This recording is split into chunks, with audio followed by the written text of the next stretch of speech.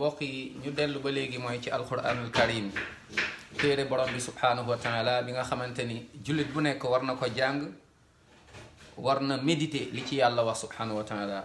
nañu dellu dama leen di jox ñaari saar yoo xamante ni sorewuñu ñu bari ci ñun certainement mokkal nañ ko. moom mooy suurat abasa muy numéro 80 ak suurat li nga xam mooy al infitar muy numéro 82. léegi demal ci suuratu abasa nga xool bu dee da nga koy traduire en français bu dee dañ la koy firil, mais en tout cas dugal nga xoolal sa bopp ndax téere bi muy téere borom bi subhanahu wa taala yàlla nga ciy wax yàlla ne yowmal qiyaama nu muy demee la fay xew subhanallah. soo demee ca suuratu abasa nga tàmmali ca verset mooy 33 nga ñëw ba ci fin bi, waaye mën nga yem rek bu la neexee muy verset tàmmale 33 nga ñëw ba verset 37. suuratu abasa mooy abasa wa tawalla an jaahu l ama nga tàmmali verset 33 nga ñëw ba verset mooy 37. après nga ñëw suuratul infitar boo paree abasa après takwir après nga ñëw infitar nga jël rek mën nga jël muy dernier verset bi.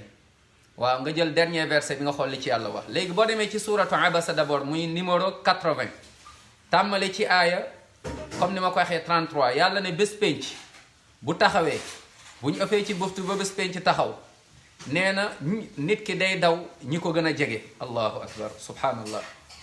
yàlla mooy wax de alquran suratu abasa yàlla nee na nit ki day daw mboqam, nit ki day daw yaayam subhanallah, day daw papaam, day daw soxnaam te day daw doomam, bi maanaam ñépp ay tiit.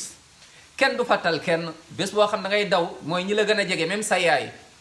kon képp ko la ne yowmal xiyaama moom moo la fay assural kooku nax na la ba lekk sa alal, nax na la ba perte loola sa temps, waaye nax na la ba yóbbali nga xam moom mooy yoonu seytaan muy yoonu safara. yàlla na ci yàlla musal.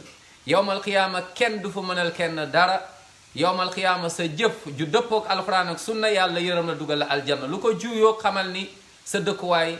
yàlla nañ ci yàlla musal. yàlla mu ne may jàng ngeen xool aaya numéro 33 ci suratu abasa. yàlla mu ne baada audu billahi min asheytan rajim fa ida jaati saaxa yawma nee na bés boobu yawma yafirru almaru min axi subhanallah. nit ki day daw mbokkam wa ummihi wa abi di daw subhanallah yaayam di daw papaam. lii rek ça veut tout dire. nga daw sa yaay daw sa papa.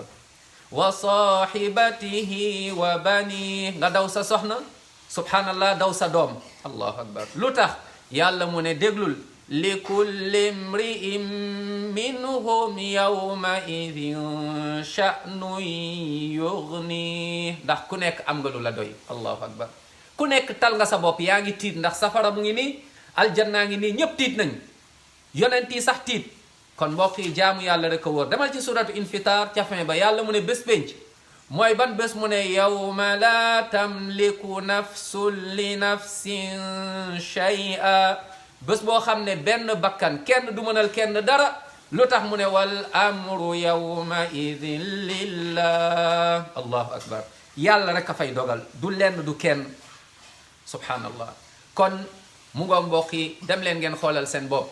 yàlla na yàlla may ñu dégg ak topp teg ñu ci yoonu aljanna muy yoonu alquran ak sunnatu muhammad sallallahu alayhi wa alihi wa sallam ak dégg nu sahabatul kiram radiallahu anhum. jaamu yàlla rek a wóor. nañu jaamu yàlla avant ñuy dajeek borom bi subhanahu wa taala. nañu jaamu yàlla avant dee di dikk. nañu jaamu yàlla avant ñuy des suñu bàmmeel kenn du la fa fekk. bés pénc képp koo yaakaar day tiit. bés pénc même yonent yi dañuy tiit bés boobu subhanallah. waa ku dul yonent kon taxatul ñuy wax muy sëriñ ak koo mën a doon muy koo xamante ni yaakaaroon nga ko ci kaw suuf. mbokk yi nañu jaamu yàlla di julli di woor di jaamu yàlla sax ci tawxiid wéetal yàlla moytu bokkaale. du ñu ñaan ku dul yàlla, du ñu wakkiirlu ci ku dul yàlla.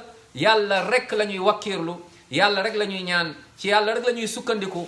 jaamu yàlla suñu mbirum àllaaxira buñ ko dénk nit, waaye nañ ci jaam borom subhaanahu wa taala. yàlla na yàlla yërëm ñun ñëpp dugal ñu aljanna firdaws. allahumma amin ya rabbi.